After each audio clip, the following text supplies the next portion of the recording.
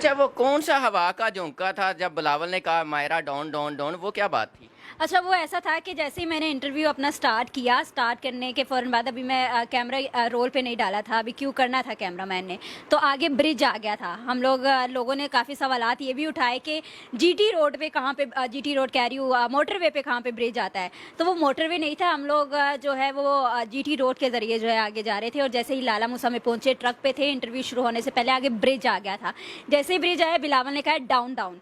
और सिर्फ मेरी मर्तबा नहीं, आपने किस और भी काफ़ी इंटरव्यूज़ देखे होंगे, उसमें भी जैसे ब्रिज आता है तो बिलावल सहाफ़ियों को पहले कह देता है कि सारे झुक जाए नीचे।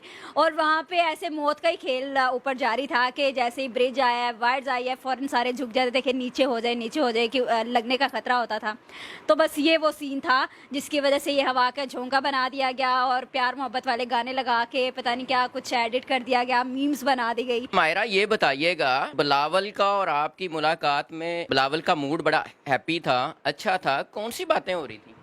हाँ, बातें बेसिकली फैमिली की हो रही थी और मैं उन्हें बता रही थी कि मेरी अम्मी जो है वो बहुत शौक़ से आपको देखती है और जब वो आपको देखती है तो उन्हें भुट्टो याद आ जाता है, बेंज़र याद आ जाती है और झलक जो है वो आपकी नज़र आती है और वो इस बात को बहुत खुशी से महसूस कर सकते हैं। ज़ाहिर बात है, वो एक शहीद माँ का बेटा है, मैं एक शहीद बाप की बेटी हूँ, तो मैं चूँकि मैं खुद को यतीम ही कहूँगी, बाप नहीं है तो यतीम हूँ।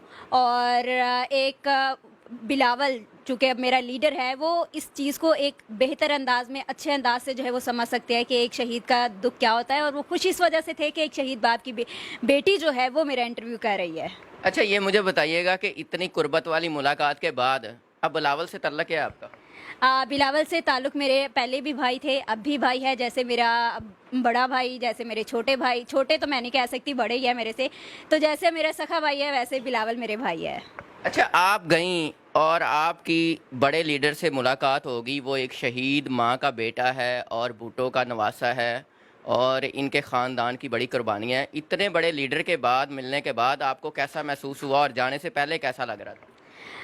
जाने से पहले मुझे बस यही था कि मैं इंटरव्यू कर लूँ किसी तरह, क्योंकि मैंने एक्सक्लूसिव स्टोरी देनी थी और स्टोरी एक्सक्लूसिव मेरी ऐसे भी थी, मैंने शादी की भी बात की थी उनसे कि भाई अपनी शादी की? नहीं नहीं, उनकी शादी की कि आप शादी कब कर रहे हैं, तो उन्होंने मुझे बताया कि अभी आवाम की खिदमत करनी है, शादी के लिए तो इंतज़ार करना पड़ेगा सबको। मैडम, आप गईं लड़की होके, आपने शादी की भी बात कर दी? क्यों, कुड़िया नहीं कर सकती? नहीं, वो परेशान हो गए होंगे कि ये शादी का पैगाम लेके आ गई। और कुड़िया ने क्योंकि अवामी मार्च में मैंने ये कहा था कि अगर ये अदम एतमाद वैसे आपने सवाल क्या किया था शादी वाला? मैंने कहा अगर ये अदम एतमाद की तहरीक कामयाब हो जाती है तो इसी खुशी में जो है अब अपनी शादी की भी खुशखबरी अवाम को सुनाएंगे। तो उन्होंने मुझे कहा कि अभी तो अवाम की खिदमत करनी है, शादी के लिए इंतज़ार करना पड़ेगा।